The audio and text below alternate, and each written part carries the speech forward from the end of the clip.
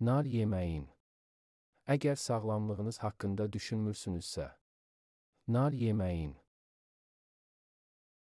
Nar yeyən insanların sinir sistemi və sümüklərində mineral çatışmazlığı ilə bağlı problem olmur. Diş əti qanamalarında, ağız yaralarında, anginalarda, ağızdan iy gəlməsində nar qabığını və ya nar çiçəyini 5 dəqiqə suda qaynadıb qarqara edin.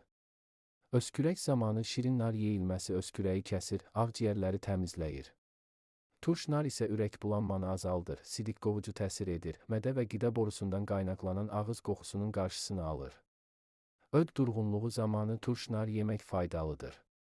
Bir ədəd orta ölçülü narın şirəsini çəkin, bir o qədər bal ilə qarışdırıb 5 dəqiqə qaynadın, alınan qarışımı göz xəstəlikləri zamanı sürmə kimi gözünüzə çəkin, sağalmaz ağız və damaq yaralarının üstünə çəkin. Bu qarışımı dırnaq dibinin iltihabı zamanı şişmiş nahiyənin üzərinə qoyanda iltihab sorulur. Nar qanda yüksəlmiş xolesterini aşağı salır, damarların mənfəzini təmizləyir, beyin qan dövranını yaxşılaşdırır, yaddaşı və zehni qabiliyyəti gücləndirir, qanı durulaşdırır, artmış ürək döyüntülərini normallaşdırır. Nar qabığını suda 5 dəqiqə qaynadıb, biraz bal əlavə edib koliti və bağırsaqdakı yaraları müalicə etmək olar, bu qarışım çox güclü ishal kəsicidir.